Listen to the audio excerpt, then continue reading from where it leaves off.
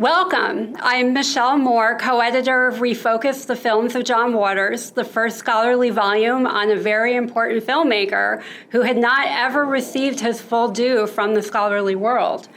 3 years ago, we began work on the volume for Edinburgh University Press's series on American filmmakers, and I reached out to you. It was almost 3 years ago to the day. Wow. Well, you got busy. Yeah, and it took a little bit of back and forth. Yeah, because I saw your other books and they were so good, so I was impressed in the series of it. And only thing I ever wanted to be was Adlai Stevenson. I just never told anybody I wanted to be a screwed up version of an egghead intellectual, so now you're doing that. Well, I'm glad we were able to help. Even though no one that has ever paid me $1 ever asked me if I went to school. But I wasn't going to be a brain surgeon. Then they ask, right? Well, you agreed then to sit to the extended interview, and you invited us to your home in Baltimore. Yeah. And we did it for the volume. And now almost exactly 3 years later, I'm sitting in the Provincetown Public Library to celebrate the hardback of the book coming out last year. And this library used to be the Chrysler Art Museum, and I saw Warhol's Exploding Plastic Inevitable with the Velvet Underground here in 1965. That's fantastic. With Andy spinning the color wheel, with them shooting up on stage. It was pretty great, yeah. Maybe there's a needle buried somewhere. Shooting up on stage, whatever. They were. And the paperback of the volume is coming out September 30th. Great, because the hardback I love is $160. I know. I love that. Because think how much that'll be worth someday if you collect books, because $160, I was shocked. But I guess that's the library. I don't understand that. All university books, the hardbacks, are some outrageous price. Why? For library copies, and also because it's a nonprofit But wait a minute, press. why wouldn't you want them to buy 10 copies if it was cheaper? Well, the idea is that they're keeping the books for posterity. And taken away from sales. Well, that's why the paperback comes out a year later. I see. But that seems too weird for me if you're ever trying to get press or reviews for the book. Usually they would do it on the hardback, but no one will be able to afford to buy it until it comes out in paperback a year later. Well, it's funny you say that, because with the way the economy's been changing in the past couple of years, that is how it used to be, that the hardback would be sent out, and then we would get the reviews on the hardback, and then the paperback would come up to follow up for people's personal collections, and people would buy it based on the reviews. But things have really changed, and so I've noticed... There's no book reviewers anymore. Well... There is that. Yeah. There is that. And I've noticed, too, that the paperbacks, sometimes it takes the paperback to go out for people to begin reviewing it as well. Well, because I think if they have the choice, they say that not that many people have a budget to buy $160 for one book. I buy them sometimes. But even I'm like, God, how much is this? Right. But I never understood it. But now I kind of get it. I still don't really. Why wouldn't want the library to buy 20 copies? They used to do that if it was Peyton Place or Valley of the Dolls. They would buy 100 copies just because no matter what, they want to hook people on reading, which I believe too. And I believe any kid, if he knows who the Marquis de Sade is, give it to him. He asks for it if he's 8 years old. I think I got completely seduced to everything by the library. Sex, drugs, every possible thing. I would go and look it up. And here we are in Provincetown. Yep. And you have a long history with Provincetown and books and bookstores and libraries. Yeah, this is my 63rd summer here. The first bookshop I worked in was called East End Books. There's a bookshop called Now Here, but it's not the same. It's good, and it was Mary Oliver before she was famous, and her girlfriend Molly Malone Cook, and I worked for them only when it rained, because the tourists would come in. So wherever I was, if it rained, I had to run to work. And Molly was something. The customer was always wrong, so she encouraged you to be mean to the customer. So if they would say, "Do you have Valley of the Dolls?" We don't carry that trash. You could say anything, and she liked it. Then the Provincetown Bookshop hired me away, Lloyd Hansen and Joel Newman. That was my college education. I got every book I wanted for free if I could talk about it and sell it, which I did. And I didn't steal, because then everybody would steal this book. It was Abby Hoffman, you know, everybody stole where they worked. So that was really smart of me. And I learned, and I did sell lots of books. And I worked there for many years. It's wonderful. And so, but Provincetown really seems like a literary home to you more than a filmic home. Well, yeah, because more books have been made here that are good than movies. Norman Mailer lived here, was my friend. He wasn't one bit homophobic. I got along with him great. His son, Stephen Mailer, was in Crybaby.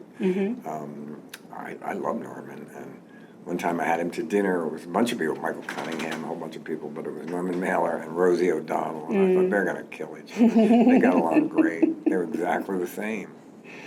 You started hitchhiking here in Carsick. I did hitchhike a lot to different beaches. And that's how I learned how to... That was my training wheels to lead to the book Carsick. I hitchhiked here. The first time I ever came here, I hitchhiked from Baltimore. And in Mr. Know-It-All, you wrote about your bookstore experience here.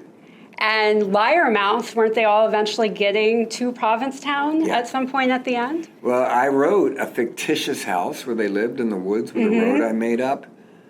And then I bought that house. And I never knew that road was there. I made it up when I wrote the book, but there is an exact road that says it. And it's still bizarre to me. It's so obscure where I live here that nobody, even people I know lived here for 50 years, said, I never knew this road, what this was. So to me, that's so great that I imagined where I eventually live now. That's fantastic. You conjured it up. Yeah, I guess. I don't know what happened. But books have always been important here. There's still 2 good bookshops here. 3, Tim's Used Books. So East End Books, Provincetown Bookshop, the one I used to work in. So it's always been a good town to write in. I think a lot of writers are here. So why did you never set a film here? Because it has to take place at the beach. Where can it be except Provincetown? My films take Baltimore as a character in my movies. I think most of the films that made here were terrible. I like the American Horror Story one that was here, because it is like that in the winter. Right. But some of them, even Mailer's film that was shot here, is not his best. Oh God, oh man, that one scene. But maybe I have to watch it again. But I am not against it. I just think I never make movies about the beach. I hate hot weather. So when I'm filming a movie, I like to do it in the fall. And I would have to imagine it would have to take place in Provincetown. You can't say, oh, this is... You can't even say, well, this is Wildwood. If I was going to make, make a movie in a beach town, it would be Wildwood. I can see that. Yeah, that's much more blue collar. Just Baltimore. go full Jersey with it. Yeah. So if I erased all the subject of your films and left only your directing decisions, so camera placement, rhythm, performances, what would make someone recognize it as a John Waters film? The script. Okay. Definitely the script, because there's terms in it, there's things I go back to, there's a certain kind of humor. I'm trying to, little lines that even we say today, or people walk by on the street and say to me, like, things. One time I was in New York, it's probably in the book, I was walking down the street and this girl said to me, I'm glad I got an abortion. I thought, why did she just say that to me? And then I realized, you wrote that line, it's in polyester. so those kind of things, I think you could tell from the script. It would be the characters I would think up or more. Because I got a little better, I'm a much better writer than director. I think you're a wonderful director, too, and it's part of what the book is about. And I've never directed a movie I didn't write, and I never would. Right.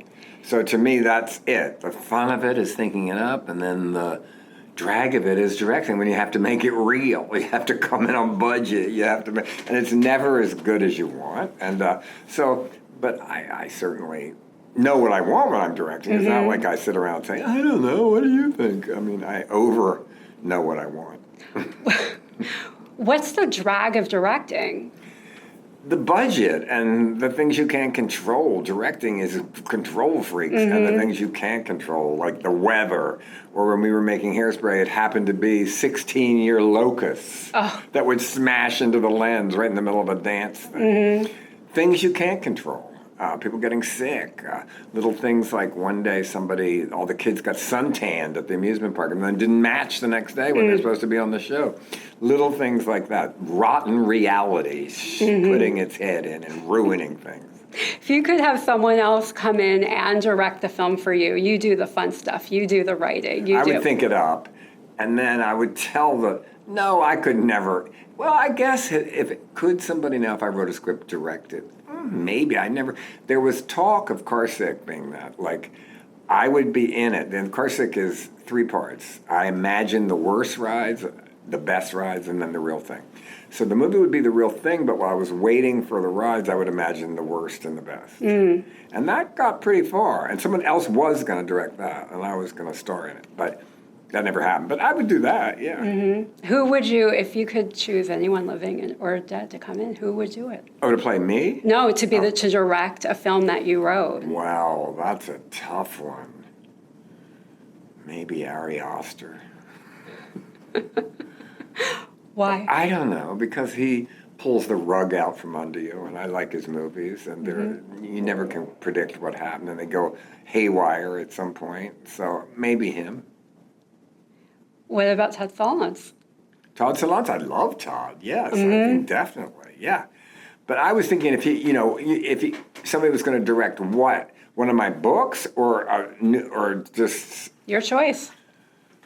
Well, if it was one of my books, I don't know. I've turned that down because I want to control it. I don't want to, somebody wanted to do Shock Value. Many people have wanted to do it like as a reality, a show where Divine and me when they're young. But I know they'll change it. I know they'll make it which they all do, and it would just be everybody, I didn't get money, it's not worth it to me with my friends, because I'm still friends with the people that are living that are still in my movies. Right, right. What film do you think contains your best directing? I know you really like Serial Mom. Serial Mom is my best movie. Yeah. I think in everything. I think writing, directing, everything. I think the performances are good in all my movies, but they're great. I think Mink's great in Serial Mom. So I would still pick Serial Mom, definitely, because I learned after all the years of doing it, we had enough money to find. I wanted them all to look like Hollywood movies. I was not purposely. Yeah, when they say primitive, that means they like it. Or amateur, that means they didn't. It's the same thing. And Criterion's very good when they restore my movies of keeping that original. Don't make it too good. Right. Don't make it look like something it wasn't. But if there's one sound thing that I always hated, get rid of it. Yeah, it's like just another edit. Yeah. I've been hearing people say that in watching the new restored versions of the Criterion films, that they're seeing things in your films that they hadn't been able to see before. I even saw pubic hair I never saw. Yeah. I'm not going to say whose, because she's living. Was it? So it was on someone? It wasn't on the lens or floating in the air? No, that's hair in a gate. But most people don't know. They say right before you move on, check for hair in the gate, and they always look. I've never found a hair in the gate. Okay. But I did a photo piece where it was hair in the gate in the biggest scenes, like the sea parting in Ten Commandments with the hair in it. Ben-Hur, the hair in it. The E.T., the biggest scene with a big hair in it. I did a whole art piece that was kind of satirizing. If I had a hair in the gate, that would be the least of my problems. Right. Yeah. And on Hairspray, I guess that would be hard. They were sprayed down. No hair was ever getting in the camera. Right.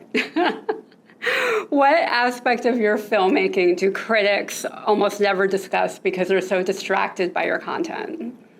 I don't know. I think they've discovered everything. I think in the long run, I've been treated fairly.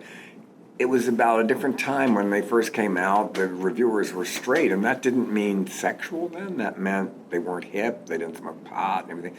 And so they hated my movies, but that helped because my audience hated those critics. So we put all the bad reviews in the thing. Nowadays, that could never happen. The critics, I miss the power of the critics. I miss how exciting that was. Even John Simon, who was really a good writer, but thank God he didn't review me. But so I think I miss that, the power that they had. And so I don't know. We went with it. Whatever it was, we used it. David Lynch did the same thing. He put bad reviews in it, too. It's hard to do that because now the critics are too hip to give you that. They would know you would use it. They know that you would like it if they said this is the most hideous movie ever made or something. Yeah. So I don't know, times have changed. You have to sort of keep up with that, keep up with what the critical thing and how to do it. But I've been treated very fairly. I mean, we used In Desperate Living when it came out on the new Criterion restored in 4K, which is pretty funny. We used, I think, the quote from Janet Maslin, who was the A-list New York Times critic, who said, "You can look far and wide to find a film as ugly as this, but really, why would you?" And I remember when they came out, it was really terrible for the movie. But then later, it was hilarious, I thought. So we put it right on the box. Is there something, though, that you have always remembered that a critic has said? Oh, you remember the bad ones always. The Amateur Night and the Psycho Award, that's what Variety said about Desperate Living. And, of course, all the Rex Reed ones, you know. But then he tried to hang out with us once afterwards. Too bad. And, you know, Vincent Gallo did the most insane thing. He put a curse on Roger Ebert for his review, and then he died. I think it was coincidental, but that was an extreme. You never answer your critics, is my thing. You never, ever answer them. Yeah. What would You can use them, but you can't answer, you can't argue with them. And if you don't, get your head out of the oven if you don't like the heat. That's part of it. People are not always going to love it, especially with the kind of work I do. You know, some people are going to hate it, some people are going to love it. You just hope enough love it that it lasts.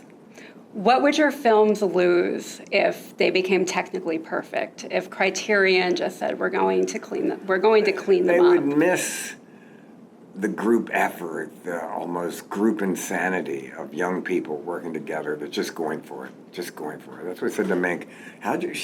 We just went for it. We didn't even think that we shouldn't do this or anything. We just all went for it. It was group madness. What's that French term for it? That when all together, everybody's crazy. And it was that in a good way. In a good way. I look back on it fondly and proudly. We have that term in the ReFocus book. I remember looking it up to make sure it's in brackets in the interview we did with you for that. Were there mistakes that you made that after you made them, you said, this is fantastic, and Never. It becomes part of your style? No, the mistakes I made were still mistakes that I look back on. And I don't cut them out now or anything, but no, if anything, I should have cut things out. They're too long or that kind of thing.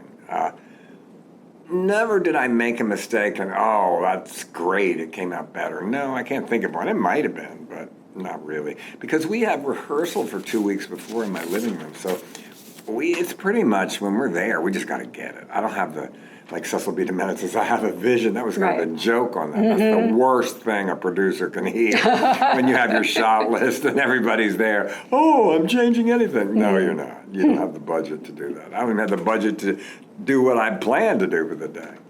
What are some of the things you wish you could go back maybe and redo? I think I just remember there was different scenes where we just had to jump in and make it all in one shot, get everything. We don't have time for coverage. We have the lights going, we do this. And so Pink Flamingos was almost filmed like a sitcom, just really long takes of 3 pages of dialogue. That's what makes it amateurs. We had to remember 3 pages, and I was like, one word was wrong. You couldn't just do an insert there because there are no cutaways. There was no double system sound. It was always on the same thing like a news camera. So it's a different thing, but all kids just make do with it. They don't worry about maybe I'm on the wrong side of the line and all that stuff. I still don't know what that is. You can tell, though. It just feels wrong. Is there something in one of your films that still surprises you when you rewatch it? Well, one time there's a scene in Female Trouble in the classroom where I definitely go on the wrong side of the line. And it feels weird. You don't know why, but that is why. A general audience does not know that rule. But you can see why. It's off kilter. Right. But what was the question? Is there, what was my question? Is there a scene in one of your films that surprises you when you watch it? Good or bad? It could be either. No, the scene in Female Trouble and Pink Flamingos Were Divine is giving a blowjob to Danny, who was totally straight, and his friend, and they both were never involved in each other. Danny was not one bit gay. And they had to give a real blowjob and recite pages of dialogue at the same time. And they did it. That's a pro. That's a stunt work. Don't Divine was the greatest stunt guy. Eating shit was stunt. But the new Johnny Knoxville, I don't know, his movies, maybe, they're the new filthiest people alive. Yeah. Absolutely. When Hitchcock made films, because he came from the silent film world, he always made it so that visually you would see one thing, and then if you listened and there was the script, you would see something, you would hear something else. There was always a distinction between those two. What do you mean? So he would mislead you? He would mislead you. It was one of the ways that the misleading works in films like Psycho, like Vertigo. You can if you turn the sound off when you watch Well, a you film. can turn the sound off on any film and see how it's made. You see, they cut back, they cut away. Right. You can always tell. Sound disguises mistakes. That's what it does. And so... But I'm not sure I know what you mean with Hitchcock. Like he would, the narrative would be betrayed. changes. The narrative changes. You see one film when the sound is off, and you see a different film if the sound is on. The narrative is different. The narrative can change. You start to see things a little differently. Well, I think maybe Janet Leigh getting killed in the beginning of Psycho, not since Seurat. That's the only movie I've seen since that did the same thing, even more shockingly. So that's a tough thing to do. Right? It is very tough. So I was wondering, since you're so script-oriented, you are a writer first, what would happen if someone muted one of your films? What would you want them to still understand just seeing those images? Without the music always makes it better. The music is narration in my movies. It's telling you the story with words of the music at the same time. It really helps the plot. It helps the story go along. I think without music, it would be much slower and deadlier. I think music really helps because it's the mood. It's asking you how to watch it. I've always had the music right with my script when I turn it in the beginning. Not the score, but the music that you're hearing in the movie. That's wonderful.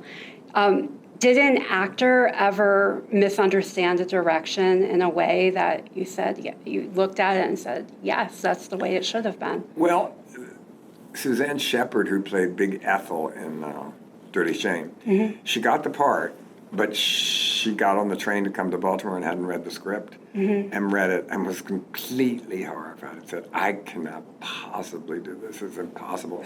So the producer said, just go to the one rehearsal with it. And she did. And everybody brainwashed her in 1 minute. Johnny Knoxville, they're saying the most hideous stuff. And she just then, all right. So that's what I mean. It's in context. It's like how my movies at midnight are joyous. In a courtroom, they are obscene. It just depends how you watch it and with what way you're going into it. So have I ever had actors that said, no, I don't want to say that. Liz Renee said that she didn't want to say, I'll eat it. She said, they get eaten, but I don't want to have them eat it. I said, you say it. She did. I'm trying to think. Polly Bergen didn't want to call him a grease ball, which I get. I think she did, though. Because she was a bigot. She was, I mean, if you have to have, if villains can't say nasty things, how would you make a movie about slavery if you couldn't have racists in it? So, but mostly everybody knows what they're getting into when they come to make a movie with me, and the more crazy the line, I think, the more they want to say it, actually. I don't have to really talk that many people into it. Just watching Patricia Hearst do that whole monologue about rubbing up on people and stuff. How did, and doing poppers. I mean, how did this ever happen? And her family begged her not to do it. They said, why would you want to draw attention? She said, I'm sick of being a victim. If I do this, nobody talks about that anymore, which was true. It worked. Yeah. What do you think is your most important movie? Not the one you like the most, but the most important for posterity. I would never, someone else has to say they're important, not me. In my obituary, the first paragraph will have definitely Pink Flamingos and Hairspray, but which will be first? What do you think? Hairspray. Why? More people have seen it. And it's mutated into 500 different things. Right, yeah. Right. Is there one that you wish would stand out above Hairspray? You always say you miss, Cecil B. DeMented, or the ones that didn't do as well. You stick up for your kid that's in trouble. Right. The one that's in reform school. Yeah. What is the kindest thing that someone in the film world has done for you? The what? The kindest thing. Say yes. Greenlight a movie. Yeah. I would say that is most definitely the kindest. And I can remember each person who did that. Yes. You can name names if you want. Well, my father was the first one. Different friends, Peter Coper, Doug Wankin, Jimmy Hutzler, people I know, friends that I raised money from. And then Bob Shea at New Line Cinema and Sarah Risher. And then Brian Grazier for Crybaby, and then back to New Line, and then Canal Plus. I have to remember all their names that did Cecil B. Demented. So yes, those are all the people that said yes. And I remember the most exciting, when you get a development deal, that's not as much happens like that today, but you would go in, pitch the movie, and then you'd leave. But I remember on Serial Mom, we went in, and the company's not even there anymore, but we left, and the guy chased us out to the elevator and said, "Don't go to anywhere else. We'll do it. Cancel all the rest of your meetings." Oh, it was the best Hollywood moment of my entire life. It's like the fantasy that could come true. Yeah. Would you like to open it up to question and answers? Sure. Great. Yeah. So we have... That's as Divine says, give me more questions.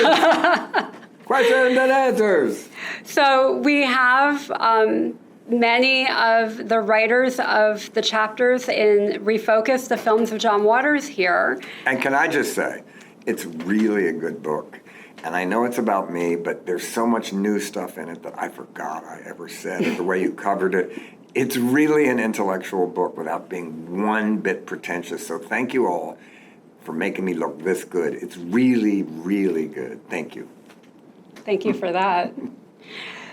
So if you have a question, and I know you do, could you please introduce yourself and maybe say which chapter that you did, and then we'll go from there. So just jump in. Can I start? Please do. Yes, hello. Okay, so greetings and salutations, everyone. And I just want to follow up beyond my chapter and give you greetings from Elizabeth Coffey Williams, John. Yes, definitely. And you should say you wrote the book on female trouble, which is a wonderful book. Yeah. Yes, I did.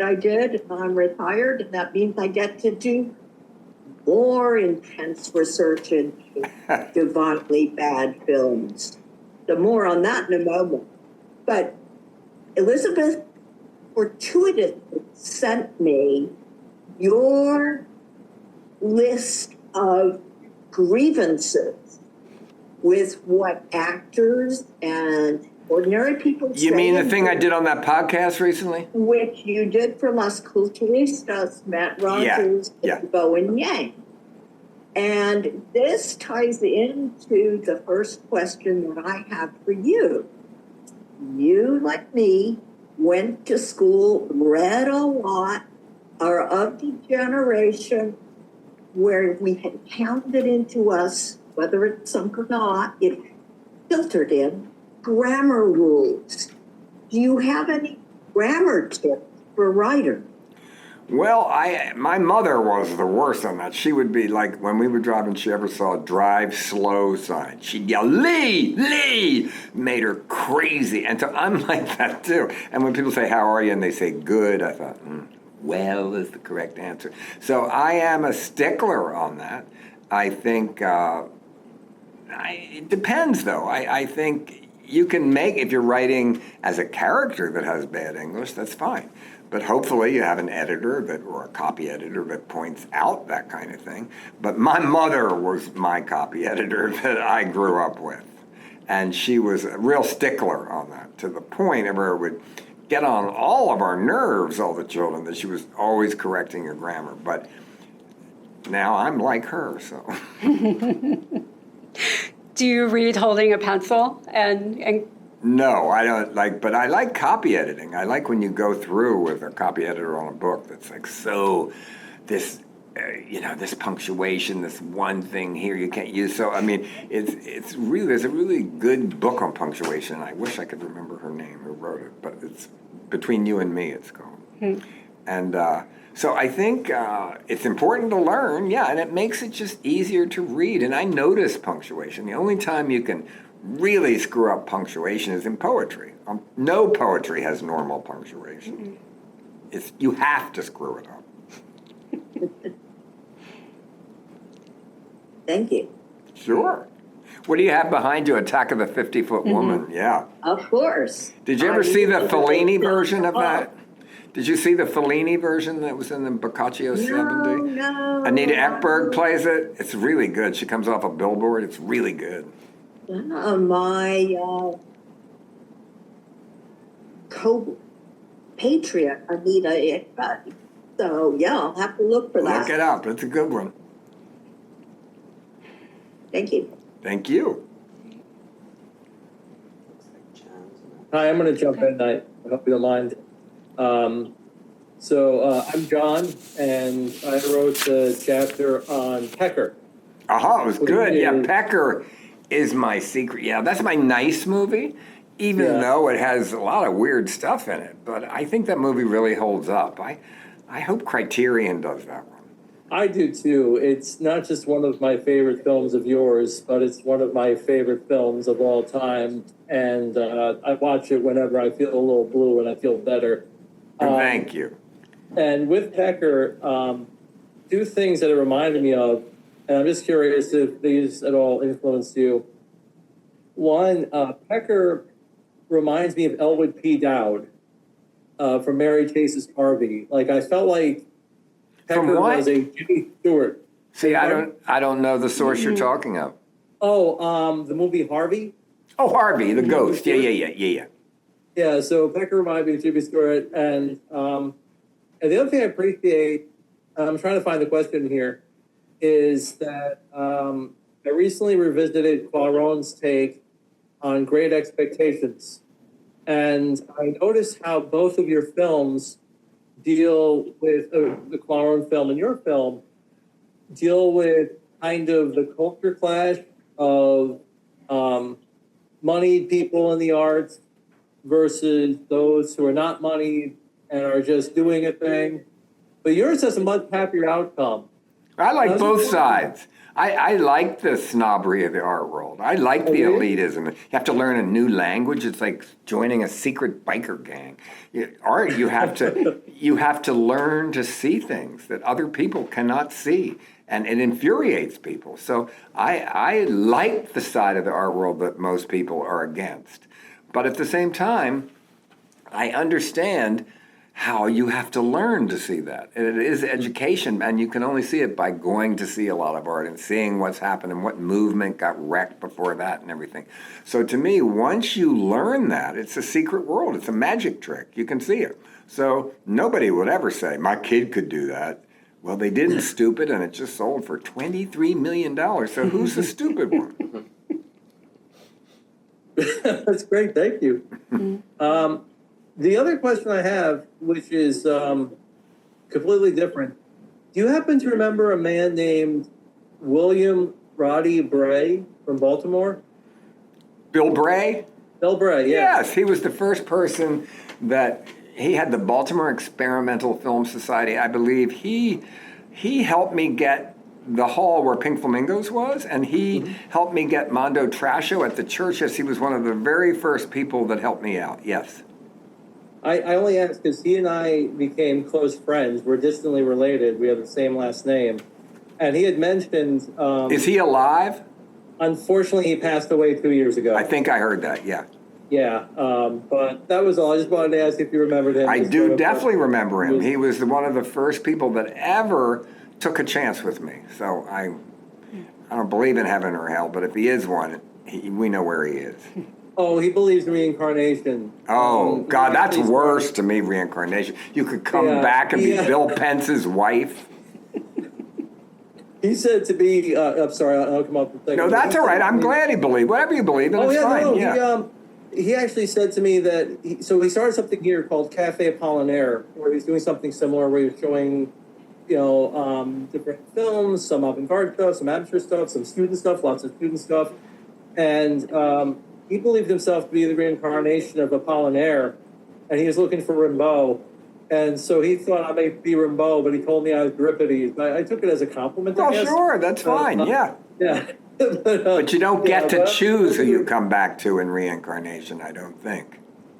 No, I don't think so. But That's anyway, the problem with it. If that you is could the pick, problem. that's even better than heaven.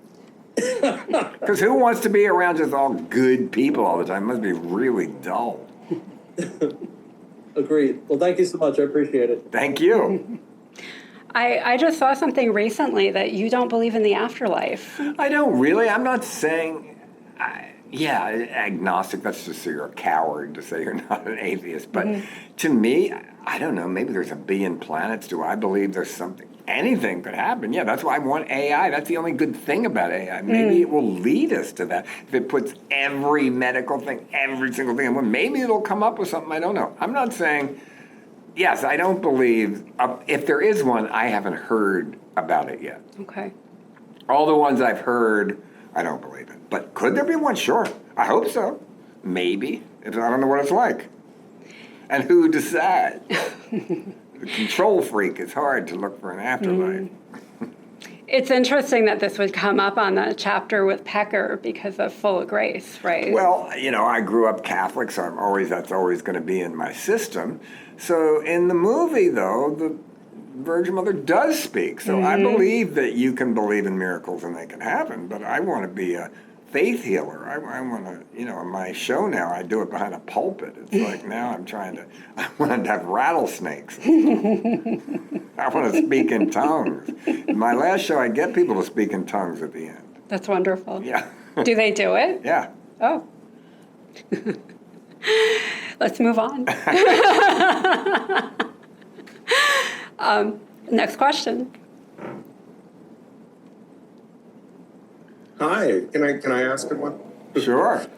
I'm Nick. I wrote the chapter called Little Movies. That's sort of about some About the art stuff. It was really good. Really good. Thank you. Yeah. Oh, thank you. It was so fun to write, and just in terms of like finding stuff that you had said a long time ago, this comment about colorizing the old movies in puke color, I thought that was so genius. They're so amazing. There's so many things in this book that people found I said. I thought the internet had found everything out, because you never, whatever you say, but there was so much stuff that I don't remember ever saying, but I know I said it. It's completely true. So there's a lot of new stuff in this book that's never been on the internet either.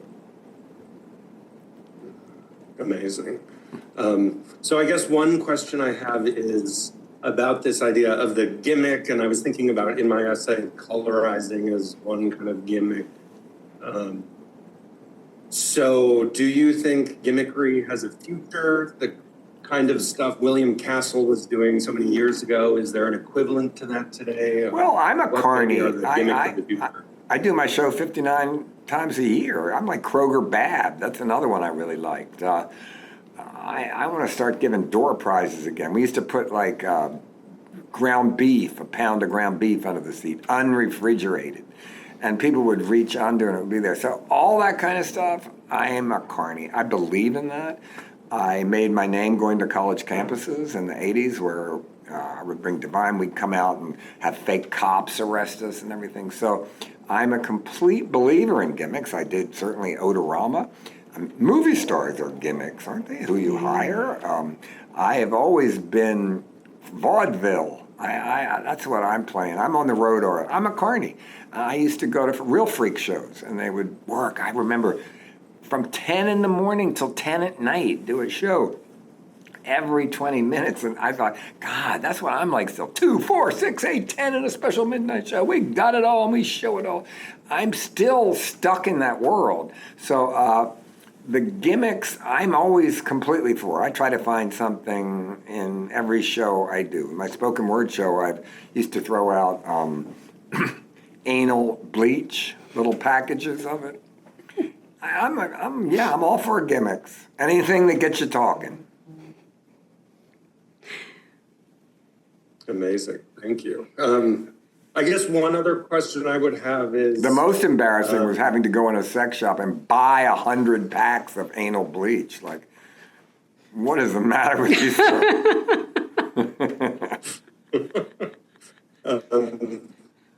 So something else I was just remembering when I was working on the essay, I remember writing to your art gallery and asking for images, and they were kind of like, oh, John really prefers to keep this separate from his filmmaking. Yeah, I do.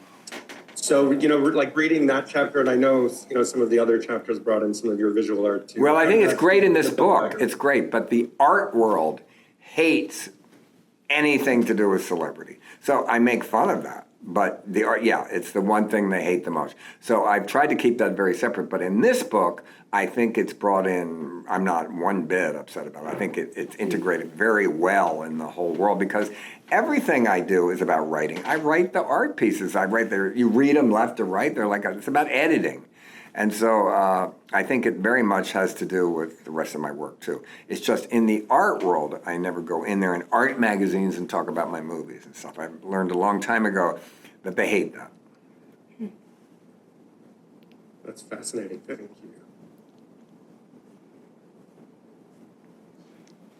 What are those Hi. little teacups behind? Oh, okay, hi. Hello. Hi, I'm Jane Giles, and I wrote the chapter about audience. About which? Audience. Uh-huh.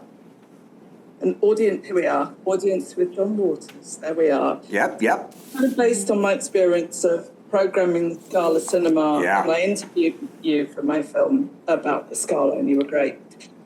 But my question is, so one of my favourite things is your end of year list of 10 films, and every time I'm looking at the reviews of the films that are coming out every week, I'd love to know what you think about that particular film when I'm choosing what I'm going to do. So yesterday I went to see The Invite by Olivia Wilde, and I wondered if you've seen that film. Which movie? The Invite. I haven't seen it, no. And I never say what I think of movies for some reason. If I don't like it, I learned a long time ago not to say that because then I'll go to a dinner and they'll sit me next to the director who just read that. My 10 best list, I keep it secret all year because then I watch a lot of movies and I take it very seriously. I see a lot of movies. So I wait to do that at the end of the year. My 10 best, it's in New York Magazine now. So I don't have a website. There's a lot of websites that follow me and I spy on them. I look at them and they're nice. But I don't give stuff away for free. If you want to, why would I put material for free every day? What would I put in my books? What would I put in my shows? That's how I make a living. So what I hate now is the press asks and like, give us your 10 favorite movies. Well, no, that's free journalism. Or they take it and then they write it like you wrote it and put, so, and I get it. They need to not pay people anymore. But I think that my opinions, I try to keep, I never say negative stuff anymore about anybody unless it's something that every single person loves. Like when I actually said something against Forrest Gump, they don't care. Tom Hanks doesn't care. I didn't like that movie. So, I wouldn't even do that today. But I just with work, I just praise things usually that other people don't like. That's more my specialty. But the Scala, I remember, of course, was an amazing place, and the movie was great. And just to imagine that kind of excitement about movies anymore is hard to do because it's all online. It's not in public. And now you don't have to go to the Scala. You don't have to live in New York. You can see every movie you want if you live in the tiniest town in Iowa. It doesn't matter, which is good in a way. Everybody can see everything. So stay where you are and make it better. That's what you should do. You don't have to go to New York anymore. Make it better where you live. Thank you. I was so happy when we got Jane's proposal because it was a reception study about what it was like to see your films in a certain community and one that isn't just U.S. oriented. And that community was very different than America, but it was just as intense. There was group madness there, too, believe me. But it was a secret cult in a way, but I mean that in the best way. It made new people come and want to watch movies that are still watching movies today because of the Scala. We need that. And the movie theaters that are lasting are the same with independent bookshops. They have developed a community, and that community is loyal. So you went to the Scala to get laid, too. Do you think that a person who would be in the audience for your films has changed over time? Well, certainly the ones that are my age, they're dead. And the young people that are there weren't even born when I made A Dirty Shame. So definitely it's a new audience and younger, and I love that it's infected a generation that wasn't even born. Once I said to my father, you know, it's spreading. He said, yeah, like cancer. He had a sense of humor about it. Can I ask you a question? Yeah. Hi, John. We met a long time ago at Ohio State. Uh-huh. I gave a lecture at the Wexner that you were at. It was very nice to meet you then. And I wanted to ask you this then. All right. So, when I was a teenager, I found your movies on cable, and they were wrong and funny and dark. And we're in a different moment these days around this set of questions. And so I guess for me, my question for you is, how do you talk about this set of things, dark humor, gender fuck, with a generation that is more earnest? And, Well, I do make fun of that too. I've always made fun of liberal values because that's what I am. I made fun of hippies by making Multiple Maniacs. That was a movie about glorifying violence. I sometimes say Trump said a couple funny things. When he said to Harris in the debate, Biden hates you. That was funny. So once in a while, I think we need to use humor. I went to a No Kings March and my sign just said, Trump ruined bad taste. That got all played everywhere. That is more than preaching to people and making, they just go to the other side then. So I think we still have to use humor as terrorism. And I mean that where no one is violently hurt in any way, but that it wrecks people's reputation. And it's hard with Trump because they like it that we hate him. That's the hardest thing ever to fight. And that's new. Trump makes Bush and Nixon, all of them look. Reagan I still hate as much because of AIDS. But I love Ron Reagan Jr., who is now the spokesman for the Atheist Association in America. Have you seen that? I'm hoping he goes as Madeline Murray in drag for a fundraiser. Thank you. Thank you. What's your bag say over there? What does it say? It's my initials. Oh. FHG. I thought I wish it said fag. I thought it said that too, but I didn't want to say that. Okay. I wish.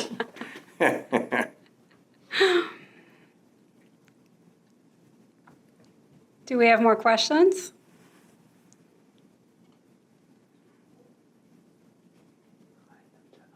I can ask another one, but, Okay. but you know, having looked at what's indexed of this book, thank heavens for a good index. No, it's really, that's what I mean. It's incredibly well researched. And it's not easy to do an index like that. Oh. And all the sources and everything. It's really good, yeah. My heaven, the numbers of film scholars who are invoked throughout in your honor, John, pretty impressive. But I wanted to zero in on just one of the names, because once upon a time you wrote, and I don't think this is cited in the book, that in your lists of good films, that best films of the year, at the end of each year, you would have taken everything that Fassbinder ever did in the 70s as your top films of the 70s, once upon a time. And I know that Matt Connolly has referred to Berlin Alexanderplatz as the movie you would take if you were stranded on a desert island, because it would take so long. That's what I mean, so long. Right. Think of it, right? But do you want to recall for the younger generation certain Fassbinder films you think are particularly bad? Well, I think Fox and His Friends was my favorite, and he stars in it. Yes. But I really liked As Wide as Air horror, Run Amok. I love that one too, where a guy just says, I'm a woman for no reason, and just gets hassled all the time. I never saw a Fassbinder movie I didn't like. I met him with Douglas Sirk, the two of them together at the Berlin Film Festival. And Douglas Sirk's entire reputation today is because it was revived by Fassbinder. Because Douglas Sirk was thought of in Hollywood as a woman's director, made these melodramas that nobody cared about. But Fassbinder, always talking about him, everything, reinvented him as the auteur that now many, many, many filmmakers have satirized or given tribute to, certainly including me. And when I met him, he had on a crisp white suit, and Fassbinder was in filthy, dirty leather. And they invited me to see, they made a movie together, a short, of a Tennessee Williams, I don't know what it was, but Fassbinder's in it and Sirk directed it. But it was in German, so I couldn't understand it, but it was amazing. I've never seen it since, but I was so thrilled to meet them. And so Fassbinder today, he's so great. I mean, just to watch his movies, and they're maybe not so politically correct today in a way. Well, he wasn't even then. I mean, what's the one? Why does run him? What's that one called? Why does hair run him? No, the one about the other one that it was remade. In a Year of 13 Moves. No, that's a really good one too. Mm-hmm. But what's the one where is in it and she's and then Ozone made it again as a man. He redid it like a couple of years ago. I'm just going blank here, but it's really good too. Really good too. Yeah, and go back to Fox and His Friends, which I recently watched. His performance as an actor, not just the director. Yeah, he's great in it. Playing rough trade. Yeah. And cute. Yeah, he was. And you look at all the actresses that were with him, I mean, they lasted forever. And no, he just he was a huge influence on me. And he had seen my films. He was complimentary when we met and everything. And so he's just definitely somebody that I love and still, thinks one of the best filmmakers ever. Thanks. Who wrote the Manson chapter? Are they on? Oh, Kate's not on. Oh, because that chapter I was really scared about because I thought, oh God, but it's really well done, and it really is very serious and I think it's very, very well done. So, I don't really talk about that anymore because my friend is out of jail, and I'm never going to talk about it again, and neither is she. That person, there's no such person anymore, which is what she should do. Right. But the chapter is very good, I think. Yeah. I'm glad to hear that, and I know Kate Russell will be very happy to hear that. I was as well. nervous about that chapter the most. Yeah. We were all very nervous about it, but I'm really glad that there was the opportunity to get that chapter out in the world because now it's there. It went through everything, including my feeling bad about making light of it. It has all that in there too. And that all came from teaching in prison and everything. So I think it was just very, very well done. So thank you. Great. Okay. Are there more questions? Just following on from the question about Fassbinder, I wanted to know what Polanski films were your favourites? Polanski films, well, I would definitely say, what's the one in Drag where he jumps out the window? The Tenant. Yes, I think that one was my favorite. But that's very hard for me to talk about him, and I kind of rather not because of obvious reasons. Except, in my opinion, he's suffered enough, and the victim and all that says that it's over and everything. So I think he has paid the price for whatever. I don't know. I have no opinion on that. I'm just saying that I think he's behaved incredibly honorably about all the horrible stuff that happened to him. The relationship of an artist's life to their art is always a complicated and fraught one. Yeah, it is. I mean, you go back, when do we judge? I mean, I always say I was in Woody Allen's movie, I didn't give the money back. I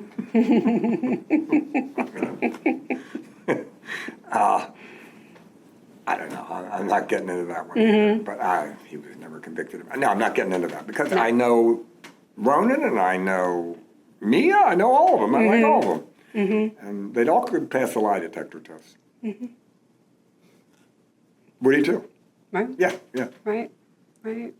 So who knows? It's So- not my business. We struggle with this a lot in academia. You know, who do Well, we there's a- study and who do we don't, and who do we teach and who do we don't, and why do we make these decisions? Well, I think you should still be able to watch Leni Riefenstahl's movie.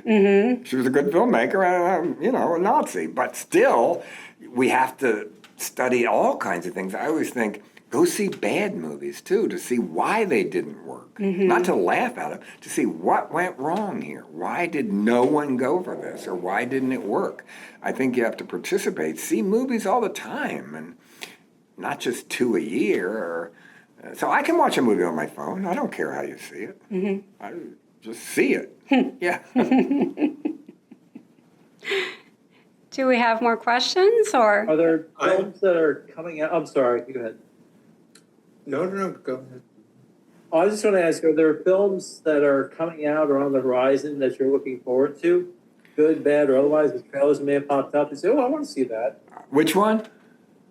Any of them, any. Oh, I don't know what's coming. I mean, I get all the trade papers. I guess I should know what's coming next. But all the films usually come that I want to see are in the New York Film Festival. So I always seem like all the ones they pick from Cannes and Berlin and everything are the ones I want to see. I love a feel-bad French movie with frontal nudity. That's my favorite kind of movie. But I like French movies the best. I really love French cinema. And the French have been so great to me with my books, my movies, and I can't speak a word. I've never even said we. But they've said we to me in a very, very nice way. So what is it about French film in particular that strikes you? They're more extreme, and they're weirder and funnier and more extreme, I think. And they get made because it used to be, and even now I think it's harder there. The government would support these movies that cause trouble. In America, the government tried to stop movies that cause trouble. If they would have given money to movies, it would have been ones that were G-rated, and everyone loved them. So I think the French were very open-minded, and it was because of the Cannes Film Festival and everything, that movies there with an edge were what they were famous for and what they did so well. Thank you. Like Gaspar Noé, I mean, his movies are absolutely amazing to me. I did a thing for COVID for the New York Film Festival. We did a drive-in at the zoo, and I showed a double feature of Solo and Climax.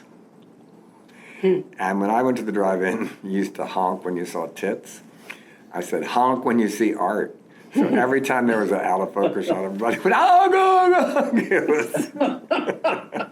It was a fun night. Oh, that's great. So I think, go ahead. I would just love to hear a little more about screenwriting, and you talked about it at the beginning, but I was thinking about how Ronald Tavel would write these huge screenplays for Warhol, and then nobody would follow them at all. Oh, I hate that. When some actors say, first thing I do is get rid of the script. Well, join the Writers Guild if you're going to do that. You said yes because of the script. Say the words.